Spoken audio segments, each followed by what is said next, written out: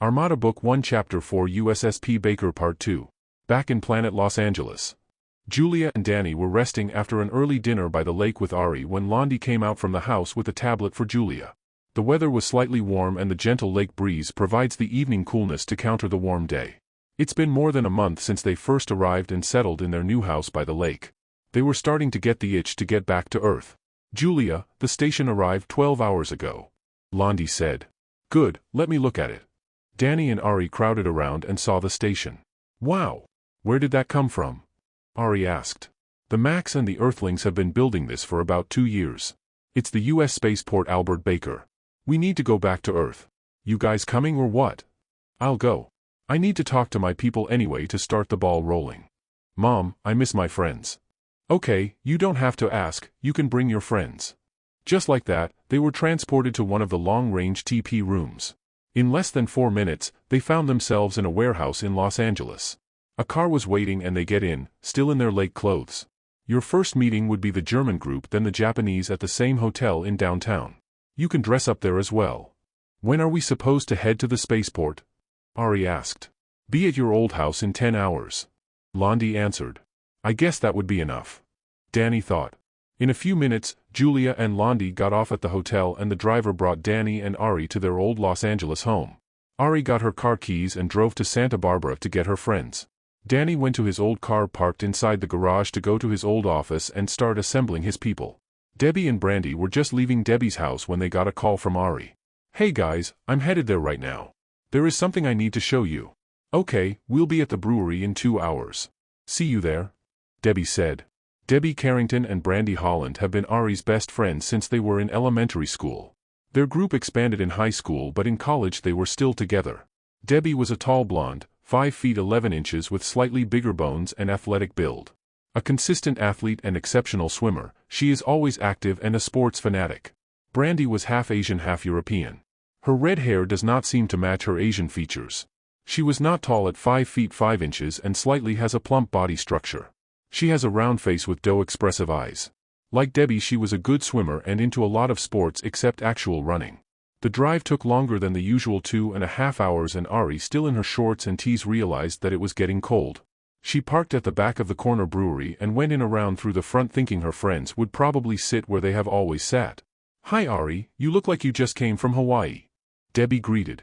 She was right, the two were sitting at their usual table by the window near the door. Yes, I just realized it too. Anyway, I want to bring you to this place in LA and show you something amazing. What could be amazing to you, Ari, may not be amazing to us. Brandy said. She has always seen Ari as easy to please. I want you guys to pack some clothes, swim gear, everything. We're going on a trip with my mom. To some foreign country? About time, Ari. We've been waiting for this trip for a long time. Where are we going? India, Germany, Japan?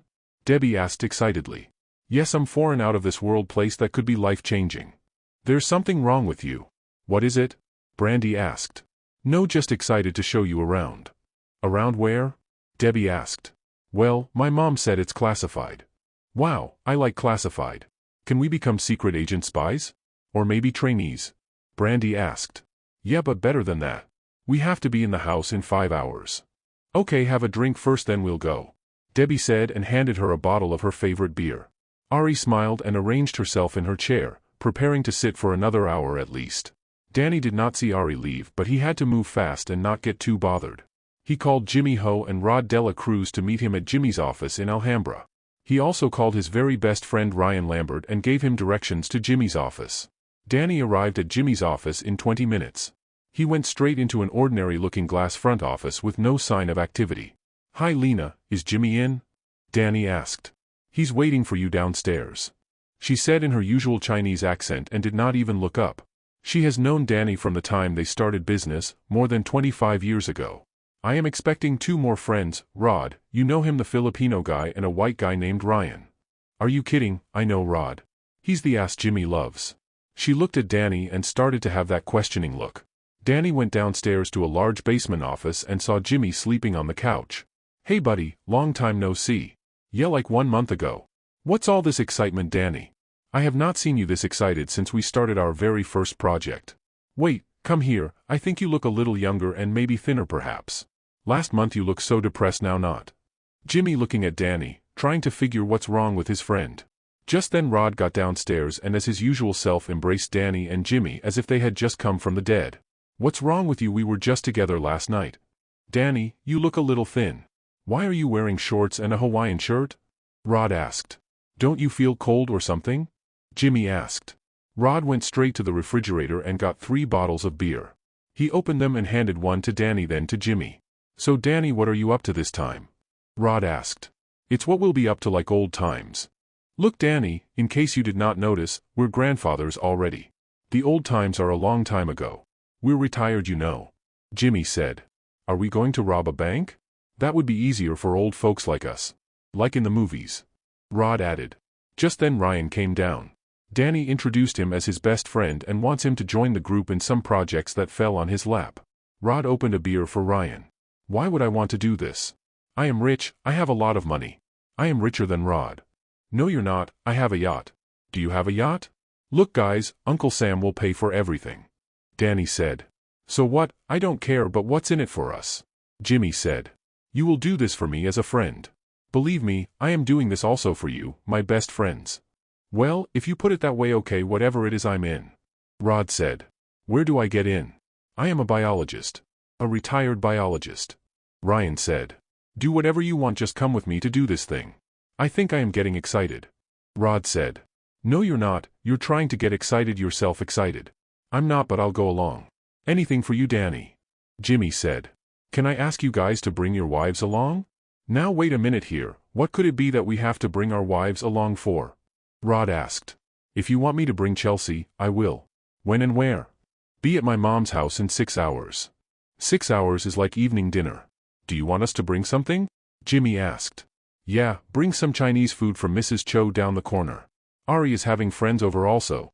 "Look guys, I have to run along. Thanks for the beer. I have to go to my brother's house. 6 p.m. sharp, especially you Rod. Be there exactly at 6. "Why single me out?" "Because you're always late." He laughed at Rod. Arriving at his brother's house in Pasadena, he saw his sister-in-law getting out of her car. He ran towards her. "Hi Kim, is Matt in?" He approached Kim and gave her a hug and a kiss on the cheek. "He's at the back." Danny made his way through the garage and into the garden at the back. "Hi Matt, how are you doing?" "I feel depressed because of this cancer thing. I believe I only have 4 to 5 years to live." "Nonsense. Can I invite you and Kim to Mom's house tonight? Can you come early before 6 p.m. so we can chat a bit? Jimmy Ho is bringing some Chinese food." "What's the party all about?" "No party. I have something for you and it might help you a lot." "With my cancer?" "Yeah, you could say that. Look, be there bro, this is very very important for me and you. Right now I need to go to the bank and settle some things." Danny looks back and said, "If I don't see you at 5 p.m. I'll have the cops pick you up and bring you to the house." "Don't worry Danny, I'll get his ass over there," Kim said. Meanwhile Julia and Londi had to move like clockwork. In 30 minutes she had a meeting with her senior staff. The meeting was a machine gun straight no pause meeting. An hour after she arrived at the hotel she was sitting at the conference room waiting for the German defense minister, his chief of staff and several other generals. Julia stood up and, "Hello Minister Werner." Minister Orson Werner gestured to greet her, "Hello Madam Secretary, I am glad to see you again." He introduced her to the generals and the staff. Julia introduced Londi. "Have a seat Minister Werner. I am glad you are able to meet me here in Los Angeles." "Well, I think Los Angeles is better than Washington to get out of the limelight." Londi offered the party several wines and beers. "Indeed, Minister Werner. I called this meeting to open something that has been brewing for a long time. Our generals have been talking with your generals to train some German special forces for assignment with our own military in some exercise. That time has arrived and in a few hours, we will show you something that will change the history of military cooperation and bonding as a whole for both our countries, to say the least. You were asking for more than 200,000 special forces personnel. This is like going to war. We just had one and I do not see why you would need that many personnel. I know that Minister, but I will settle for a fraction of that, say 2,000 of your very best in 10 days? I have a list of people you might consider." Londi handed Minister Werner several sheets. Werner looked at the list. "I believe this is doable." The meeting went on and they talked of local issues in the Middle East and Africa. Londi reminded Julia that she would have to meet with the Japanese in 2 hours in the same hotel. After an hour Julia winded the meeting down. She had to talk to her senior staff again about the inauguration tomorrow. Julia looked at Londi and she's always on the phone. So Minister, can I expect you and the generals to be at this address at 9 p.m. tonight? Yes, we will be there at 9. Julia left the room with Londi. Who were you talking to, Londi? I was talking to Ari and your husband about their plans. It seems there will be 15 people including us in the house for dinner tonight. A certain Jimmy Ho will bring the food. Jimmy Ho, he's probably with Rod Dela Cruz. Yes, Julia, Rod, Ryan and Matt and their wives. Ari has her 2 best friends. They went to talk with their senior staff in one of the hotel suites and she told them to pack light and gave them the TP address. Welcome General Ishikawa, how was your trip? Julia asked. The Japanese defense minister just arrived from the airport with the general, chief of staff and an aide. They met the other generals in one of the hotel suites. General Ishikawa greeted her with a formal bow. It was good, Madam Secretary. You look younger today. Thank you, General, this is Londi, my personal aide. General Ishikawa proceeded to introduce his party who each bowed to Julia. Julia and Londi bowed as well and shook hands with them. Londi offered them refreshments in Japanese and they all declined. They seemed to be more eager to get out of the meeting to some party than meeting with Julia. I am grateful you all could come. I would like to tell you that both our countries will be experiencing an escalation of commitment and cooperation that will last for thousands of years. General Ishikawa countered, Madam Secretary, we promised a contingent of 2,000 special forces. This has always happened with much more personnel. This is hardly an escalation. General, I asked for 200,000 special forces but agreed to 2,000 in the meantime. My request still stands at 200,000. The generals talked in Japanese and, my apologies, 200,000 will take a while. General Ishikawa tells Julia. I understand, General, but personnel is just one facet of our heightened cooperation. I would like to show you something that will be of interest to you so you can have a proper determination of our needs. Julia then sidetracks her talk to the ASEAN countries and some local issues. Before leaving she gave them the address to meet them at 8:30. Londi, why don't you go shopping online for some clothes not only for you but for the other women Max back home? Use my Amex card. Don't get anything from me. I'll just get my old clothes from the old house and bring them to Planet Los Angeles. I would like to go home now. By the time Ari got home Julia has already packed her clothes although Londi has not finished shopping. Hello Mrs. Bird. We are so excited to go on this classified trip with you. Debbie ran to Julia hugging her. Brandy walked in and hugged her as well. It's been a long time since I've seen you girls, Julia said. Here, let me put your bags here by the table. Ari went to the kitchen, found Londi still shopping and said, What are you buying? Something for my friends and relatives. I am having a problem with dress sizes. If you can't find it there, try Asian websites. Ari suggested. Debbie and Brandy went straight to the kitchen where they find Ari and Londi. Hey guys, this is Londi, Mom's personal aide. Just then Jimmy Ho came in and saw Julia fixing the bags. Hi Jimmy, let me help you with those. Julia hugged him and helped him with the food. They brought them to the kitchen where the girls were and set the food up on the kitchen island. Ari, you remember your Uncle Jimmy? Jimmy, these are Ari's friends Debbie and Brandy. The girls hugged Jimmy and Jimmy said, I remember you too from when you were still in the elementary school down the street. Yes, we're still together, Uncle Jimmy. Just then Rod came in with his wife Tina. Julia saw them and went over for a hug. She helped them with the food they brought and they found themselves in the kitchen. Ari introduced her friends to her Uncle Rod and her Aunt Tina. Hey, I remember we had a party in your boat in Santa Barbara. Debbie said. It was a yacht, Debbie, Rod said smiling. It was a fun party. Debbie continued. Yes, it was. Brandy added as she remembered she was with her cutest boyfriend who is now just a memory. Rod turned to Jimmy. Where's your wife, Jimmy? She didn't want to go. She was playing mahjong with her sisters. By now everybody is doing their own thing. Ryan arrived with his wife Chelsea and a daughter Jenna. They found themselves in the kitchen and helped themselves to have some drinks in their hands. By now Londi found it necessary to go to the study to finish her shopping because of the noise. Then Matt walked into the old house with Kim and this made Julia happy. Kim was one of her very best friends. Kim was her high school friend who introduced Danny to her and she still remembers the calm and simple way Danny talked to her. His simple smile and fantastic athletic body, the way he always walked as he approached her. Julia and Kim sat together and they held hands while talking. Matt went up the stairs to look for something in his old room. So how is Matt's condition coming along? Julia asked. Well, his prostate has been removed and we hope the cancer has not spread to the other parts of his body. Just then Danny opened the door and an old couple came in. They were his parents. He put their bags near the table and escorted them to the living room where Julia and Kim stood up. Ari, Grandma and Grandpa's here. Get over here. Danny shouted. Ari came running and she hugged and kissed the old couple, her friends following her. Matt came down and embraced his folks as well. Let's all have dinner. Jimmy, where's the food? The setup is in the kitchen. Come on everybody, help yourselves. Jimmy, what happened to your wife? She didn't want to go, she's with her sisters and mother playing mahjong. Well, just tell her later. Danny told him. After dinner Danny let them hang around in the living room and, have a seat please or just stand. Danny walked to the middle. What we will be doing is one of the most amazing things a man or woman can do. To say it's life-changing is an understatement. Londi, have you made all the arrangements? Yes, Danny. You should leave in 18 minutes. Julia has an appointment at 8:30 at the warehouse. She handed Danny several pieces of paper and some pens. Guys, these are one-page non-disclosure agreements everybody must sign. You don't have to read them, just sign them, okay? Julia explained as she hands several pieces to each of the girls to distribute and Danny took care of the rest. In the meantime, can you girls get your bags and put them in the middle of the room please? He got his parents' bags and put them in the middle as well. Then they saw Londi with a pen and started touching the bags. Then they saw her touching the old couple, then everyone else with the pen. What's with the inkless pen, Danny? Ryan asked. Without answering Ryan, Danny suddenly ran to the kitchen and got 2 boxes of wine which Londi touched with a pen as well. Are we going to ride those secret bulletproof limo, Ari? Debbie asked. Ari just looked at her and smiled. Londi nodded to Danny. Danny nodded.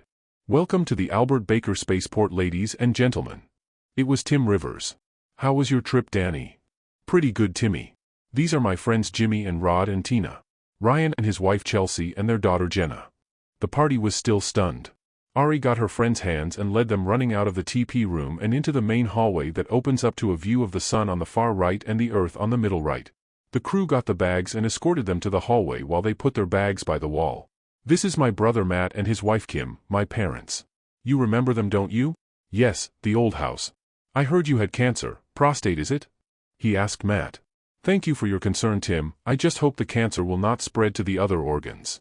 I guess Danny did not tell you. Ask him about the effect of the TPs and he'll tell you the good news. Fuck Danny, where are we and how did we get here? Jimmy asked. Rod, now a bit livid, ran to the end of the hall and tried to make sense out of what he is seeing, leaving his wife, who turned to the lobby chairs to sit and look around for the moment. Is this amazing enough for the two of you? Wow, Ari, you got us this time. Debbie said as Brandy held her hand tighter. This gets better. I want to show you around the starship. What starship? Brandy asked. Both looked around and looked up through the glass-like ceiling and found no sign of a ship. It's there, just cloaked. You know, invisible. We're also cloaked here so nobody on Earth can see us, but we should be able to see the ship. It's probably parked far out there or at our back. Debbie and Brandy just looked at each other. Just then Ari saw Rankil walking over to her. Debbie, Brandy, this is Rankil, my mentor at the university where I am studying to become a starship officer. Rankil shook their hands and, Ari told me you would want to be starship officers as well. No, I wanted to be a doctor. Debbie said. I can be a starship officer. I am good in math and science, better than Ari. Then you can be a starship doctor, Debbie, and you can be a starship scientist, Brandy. Rankil, let's get to the starship and show the girls around. Right, she said as she telepaths a Mac operating the communal TP and they were beamed on board the Endeavour bridge. Welcome Ari, Debbie, Brandy, and Rankil. My name is Nissel, I am with Mission Command and I can tour you around the Starship Endeavour. Yes, let's go, Debbie exclaimed, unable to contain her excitement. Meanwhile, back at the main hall, Timmy is busy explaining the spaceport to the guests. Danny, why don't you take over for me? That must be Julia and the Japanese. Timmy ran to the TP room. Welcome General Ishikawa, I'm Timmy Rivers. Danny saw Julia entering the main hall and waved her over. She waved back and said, I have to go back for the Germans. Londi came over to Danny. She was gone after she saw everybody was okay. Where is she going, Danny? Matt asked. She's going back for some Germans, Danny said. Hey guys, why don't we visit the starship? Londi, can you please arrange it? Londi was looking elsewhere and said, yes, let's go. They were all beamed to the bridge of the Endeavour. Welcome to the bridge of the Endeavour. My name is Keelmill and I will be happy to tour you around. Danny, I would have to go to Julia. Keelmill will take care of your group. Back on Earth, Julia waits seated on one of several chairs in the middle of a warehouse. Londi beams down and Danny and the group are touring the Endeavour. Good for him. I have not seen the Endeavour myself. So Tim Rivers will take care of the Germans as well? Yes, and we would have to bring the party to planet Los Angeles. You know, Londi, this intergalactic work takes longer hours. By the time we get to planet Los Angeles it would be morning and another 12 hours before bedtime. This is worse than jet lag. We would have to show them around and arrange for their stay. I see what you mean. Like here on Earth, countries have different time zones. I got some jet lag myself traveling with you. But don't worry about the arrangements, the community will take care of us. The Germans arrived exactly 9 p.m. Julia stood up. Londi, it's showtime. She approached the German minister midway and guided his group to the middle of the warehouse. Londi was busy tagging them quietly. The Germans are not at all bothered by this behavior.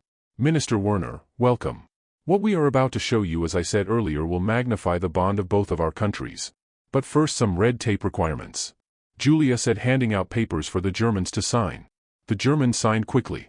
Julia nodded to Londi and they were beamed up to the spaceport. As usual, Tim Rivers was there to greet the Germans and help them back to reality. Welcome, Minister Werner, my name is Tim Rivers. Excuse me, Minister Werner, Tim Rivers is the head of this facility and he will take care of all your questions. Julia and Londi left and headed for Danny's group touring the Endeavor. They met them at the mess hall where they were getting some refreshments. So girls, how'd you find your tour? Mrs. Bird, this is the most incredible thing that ever happened to me. Debbie said. Mrs. Bird, I would also go to the university to become a starship officer. Brandy added. Thanks, Mom. Your group were actually the first Earthlings to visit this space station.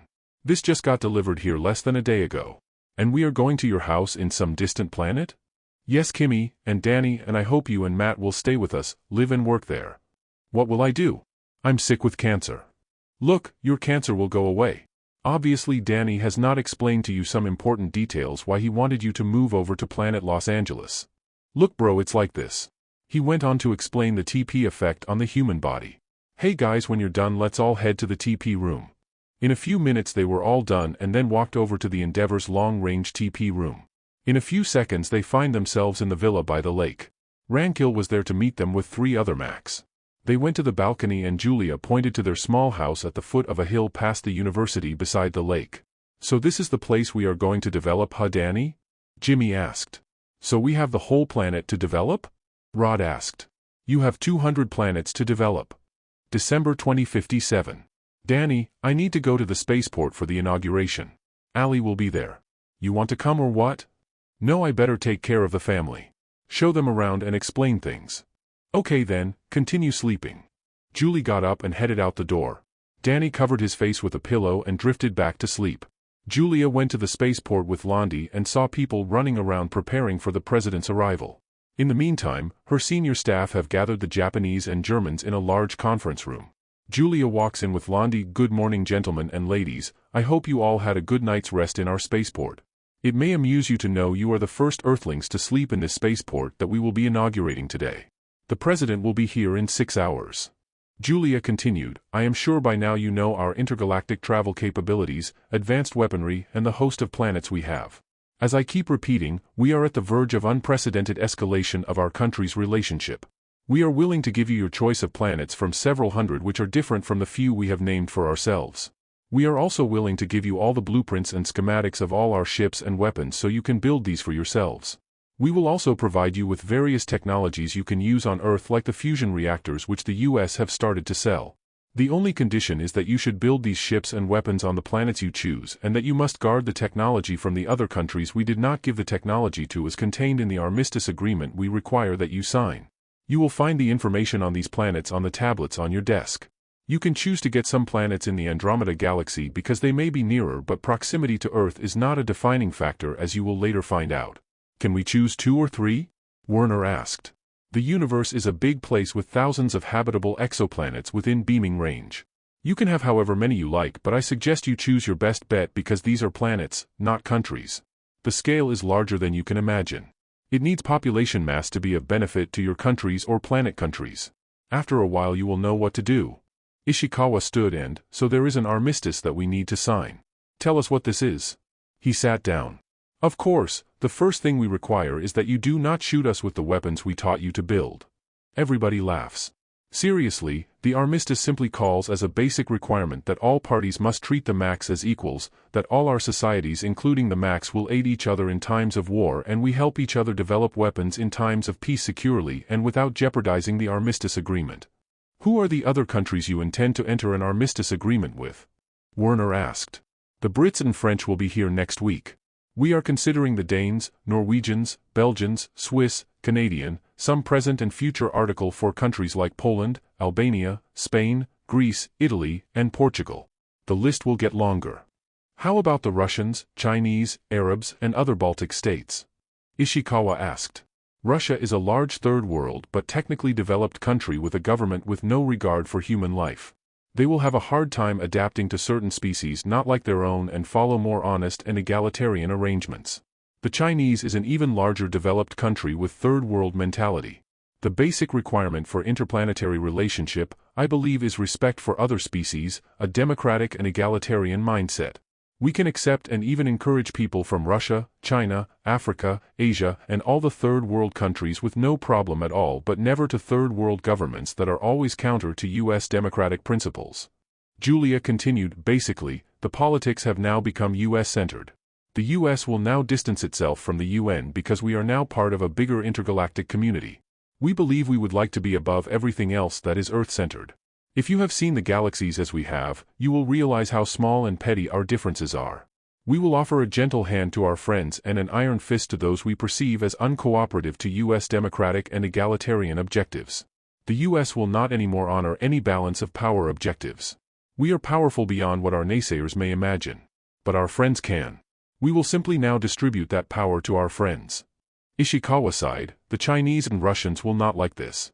The Chinese and Russians can talk and gripe all day, but at the end of the day we are here looking down at them from space.